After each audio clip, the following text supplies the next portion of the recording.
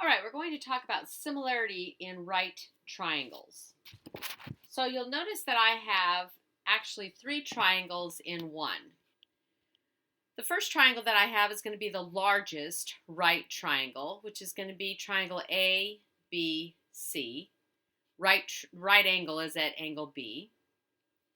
Then I have the medium-sized triangle, right triangle, triangle A, D, B. And then I have the smallest right triangle, triangle B, D, C. All three are right triangles, and so they are similar. So the first thing that you're going to do when you are given a figure is to break it down into the three-sized triangles. So highlighted in purple is our first large triangle, PRQ. So that means this would be the Q, and our triangle then would be PQR.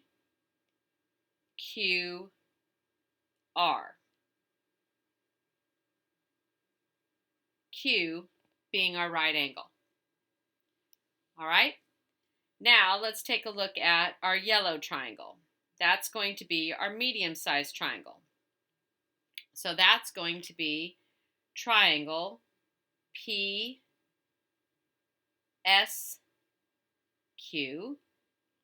So again, our medium-sized triangle, our S is our right angle, and we have Q there. So we have triangle QRS.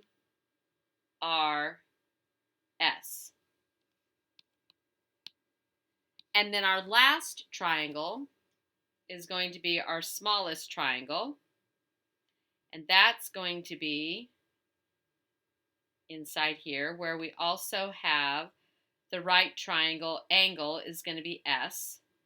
So it's going to be QRS.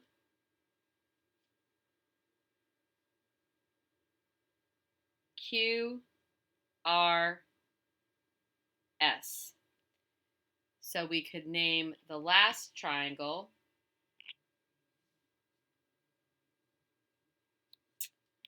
this one should be, let me get this in order here. I'm going to change this and change this one. So this should be QSR, top angle, down to the right angle, and out. This one should be PSQ, top of the right angle, down to the right angle, and then out. And then the last one is PQR, starting at the top, down to the right angle, and out. So that would help us to identify the corresponding parts. So now what we're going to do is we're going to start out with our yellow triangle. And our yellow triangle is going to have the X. So I'm going to go ahead and trace my yellow triangle. And notice that the X is on the leg, and then I have the measurement of the hypotenuse of 12. So I'm going to put my X and my 12. Notice that in this proportion that we're doing, the two sides of the same triangle are used to create the ratio. All right, now I'm going to go to the next triangle. And the next triangle, I have a leg of 9, and then I have the hypotenuse of 15. Now notice in this first triangle, this is the shortest leg and the hypotenuse. So on the next triangle, I need the shortest leg and the hypotenuse. So I'm going to go ahead and do the shortest leg of 9 and the hypotenuse of 15. Now I have the ratio set up, so I'm going to go ahead and butterfly, and I'm going to have 15x is equal to 108 divide by 15, divide by 15, and x is going to equal 7.2. 7.2 is the missing leg of the first right triangle. All right, let's go ahead and take a look at the next one. Again, I'm going to look at the triangle that has the x. So the triangle that has the x,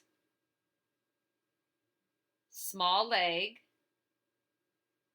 and hypotenuse. So I'm going to have small leg and hypotenuse. Then I'm going to take a look at the other triangle, and I need to find the same corresponding parts. So I'm going to have small leg and hypotenuse. So the small leg is 11.2, hypotenuse is 23.8. Butterfly, 23.8x is equal to 235.2. Divide by 23.8, divide by 23.8, and x is equal to 9.9. So 9.9 is going to be the length of the leg of the first triangle. All right, next one. Again, I'm going to start out with the triangle that has the x. So I'm going to, this is short leg and hypotenuse. So I have x and 24. Now on the next triangle, I need to find the same thing. I need short leg and hypotenuse. So if I trace the largest triangle, there's my short leg, here's my hypotenuse. So I have 7 and 25.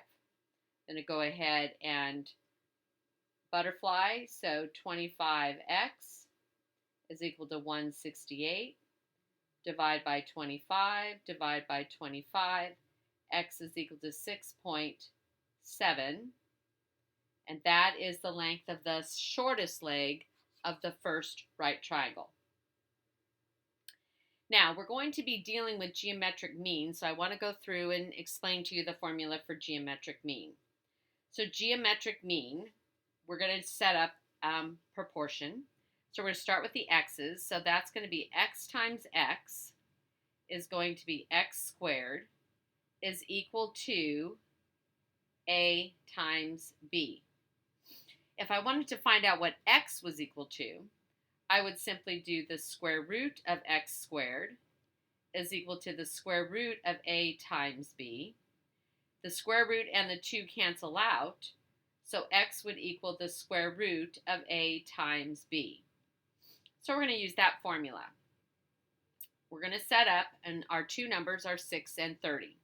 So the first proportion that we're going to set up, the x is going to be in the denominator in the first and the numerator in the second. That's the geometric mean formula. So now I'm going to do x times x is going to be x squared is equal to 30 times 6, which is 180. Square root both sides. That cancels out the x.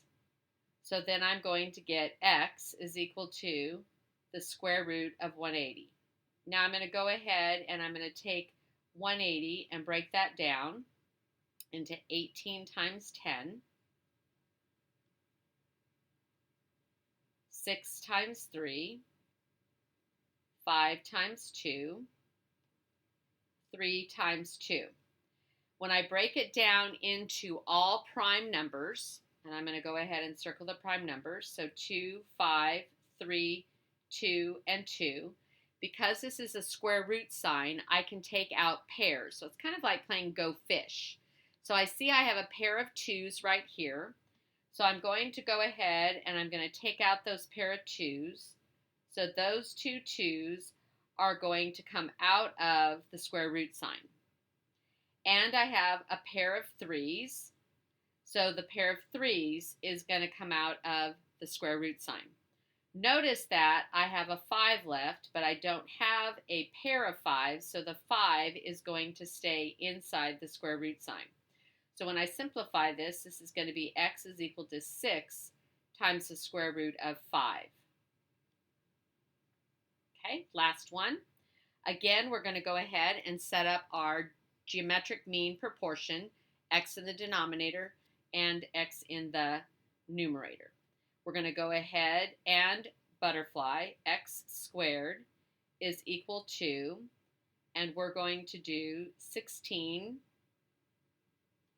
times 28, which is going to be 448, multiplying those together.